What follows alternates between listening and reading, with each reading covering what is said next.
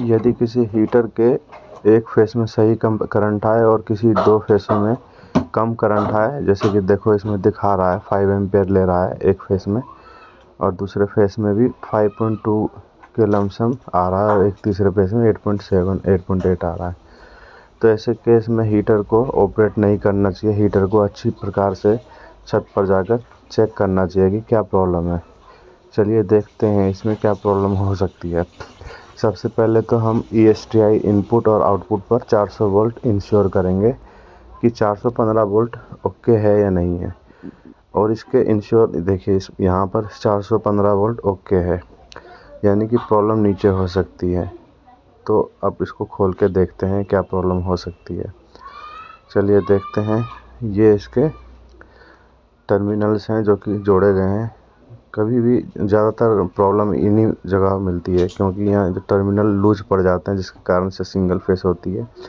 या कभी कभी जो कनेक्टिंग वायर है ये जहाँ से इसको टाइट करा जाता है वहाँ से ही लूज पड़ जाता है, या फिर जो वायर लूप वायर है वो टूट जाता है।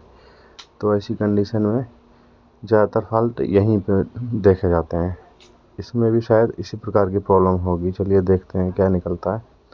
तो पहले तो हम बारी बारी लूप पॉइंट के जो टर्मिनल हैं उसको इंश्योर करते हैं कि प्रॉपर टाइट है या नहीं है।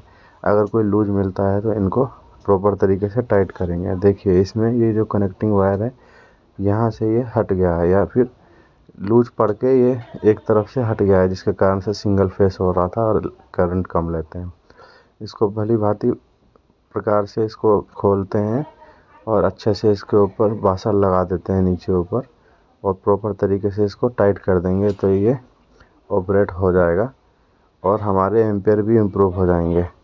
लेकिन जब भी इस तरीके का फॉल्ट मिले तो सिर्फ एक जगह ही फॉल्ट हो ऐसा सुनिश्चित ना हो, हर तरफ से देखना ज़रूरी है।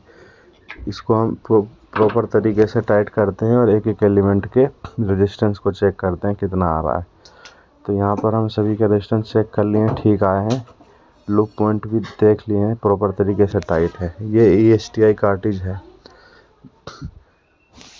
देखिए इसमें OHP लगा हुआ है। इसकी फिटिंग और फिटमेंट भी देखनी ज़रूरी होती है। और अच्छी प्रकार से जांचने के बाद अब इसको प्रॉपर तरीके से फिट कर देते हैं। कनेक्शन टाइट करने के बाद इसको लगा देते हैं। ये ध्यान दिया कीजिए जब भी इसको निकालना हो तो प्रॉपर तरीके से एडजस्ट करके निकाला कीजिए। एकदम से झटका देने से इसकी जो OHP लगी रहती है ये टूट सकती है। यहाँ पे भी OHP हल्की सी लूज है, इसलिए इसको बड़े ध्यान से निकालना चाहिए और डालते समय भी ध्यान से रखना चाहिए। ये स्टे कार्टिज है, इसके अंदर बल्ब लगा रहता है जो कि 130 डिग्री टेम्परेचर पर ब्लास्ट हो जाता है और हीटर की ऑपरेटिंग बंद कर देता है। ये एलिमेंट भी इंश्योर कर लेना चाहिए कि एलिमेंट कैसे हैं, वीक तो नहीं हो गए। यहाँ पर तो सारे एलिमेंट प्रॉपर तरीके से नए दिख रहे हैं और अच्छे हैं। इनकी कंडीशन इंश्योर करना बहुत ज़्यादा ज़रूरी होता है। ये देखिए इस तरफ भी एलिमेंट प्रॉपर तरीके से फिटेड हैं और अच्छे हैं। ये देखिए नाइट में किस प्रकार से काम किया जा रहा है। अब सारा ऊपर इंश्योर करने के बाद में हम पूरी फिटिंग को डाल देते हैं।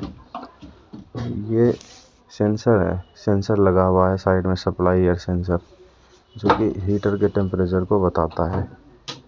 अब सारा काम ख़त्म करने के बाद हम नीचे इंश्योर कर लेते हैं कितना एम्पेयर आ रहा है। देखिए 9.0 एम्पेयर के अप्रोक्स आ रहा है। तो इसका मतलब हमारा हीटर एलिमेंट सही तरीके से काम कर रहा है।